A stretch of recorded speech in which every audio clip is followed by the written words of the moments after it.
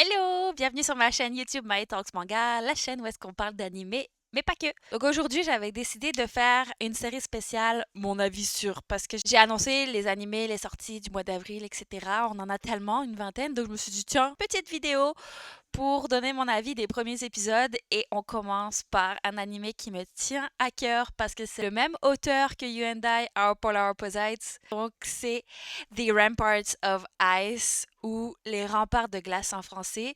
C'est un animé qui est sorti sur Netflix du studio Kai. Donc c'est un animé genre comédie, romance, school life, slice of life, amitié, école. Et donc on suit l'histoire de Koyuki Ikawa.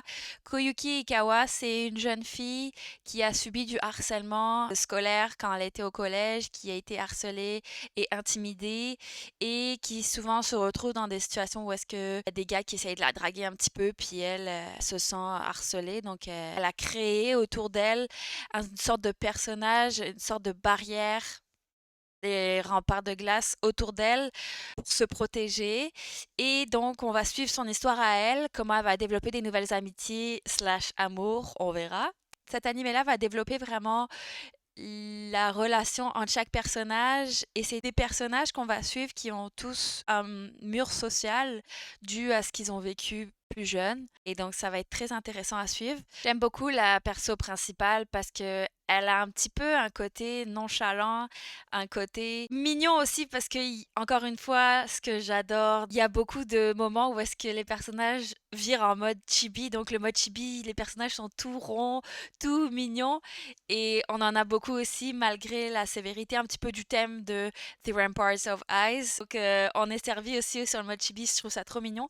Mais au niveau de la perso principale, je l'aime beaucoup. Elle me fait un peu penser à Mao Mao, la perso principale des Carnets de l'apothicaire, qui est un peu nonchalante de la même façon, mais qui n'est pas méchante, qui a un petit côté mignon au final quand on apprend à la connaître, mais qui à première vue est très glaciale, très sans sentiment. Ouais, la perso principale, Koyuki, est hyper attachante et on se rend compte au fur et à mesure qu'elle n'est pas si glaciale que ça et qu'au final, elle est vraiment très mignonne. Hâte de suivre son développement. Koyuki va attirer l'attention de Minato. Minato, c'est le beau gosse du lycée et lui va être attiré par elle. À première vue, il va être attiré par elle parce qu'il va se rendre compte qu'elle aussi, elle a une façade.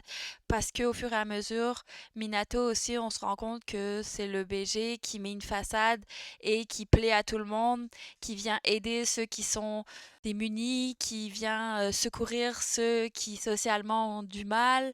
Et donc, on voit vraiment que c'est quelqu'un qui va mettre les autres en avant et des fois s'oublier lui-même. Donc lui aussi a créé un personnage.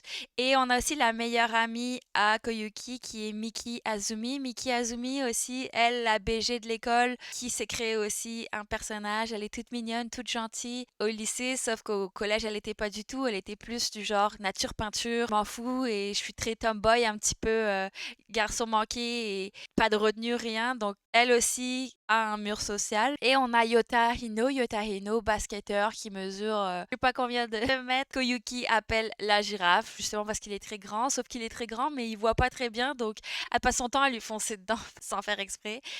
Et on va avoir, c'est ça, la relation de ces quatre-là qui va se développer.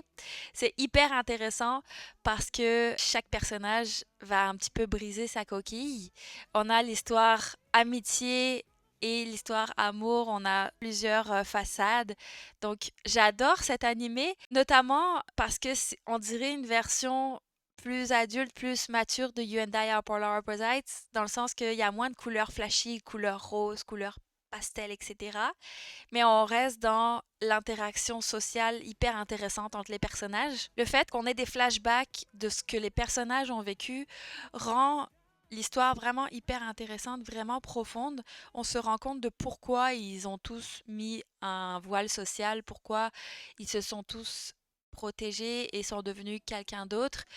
Et c'est hyper intéressant avec ces flashbacks qui reviennent. Les couleurs de The Rampart of Ice me font penser un petit peu à l'anime Bokura ga Ita où est-ce que on avait des persos qui avaient les cheveux orange, un peu plus réaliste en fait. Donc cet animé-là commence vraiment bien, vraiment bien. On a un thème très mature sur des personnes qui ont créé un mur social et comment petit à petit ils vont réussir à renouer avec qui ils sont vraiment. On a 2 épisodes qui sont sortis, ça sort tous les jeudis. Là, on est au 3e épisode qui sort ce jeudi, mais pour l'instant, 5 sur 5, 10 sur 10, 20 sur 20, tout ce que vous voulez. Vraiment une belle découverte. Donc, pour le moment, c'est mon petit coup de cœur. C'est celui que j'ai le plus hâte de voir à chaque semaine. Il y en a d'autres, hein, il y en a d'autres, mais celui-ci est vraiment une belle découverte, une petite pépite aussi. Donc c'est ça, j'ai décidé de faire une petite mini-série de mon avis sur les animés qui sont sortis, parce qu'on en a plein qui sont sortis. Et j'avais envie de savoir votre avis aussi, savoir ce que vous en pensez, est-ce que vous êtes d'accord. N'hésitez pas à commenter, à liker et à vous abonner, ça aide beaucoup la chaîne. Merci!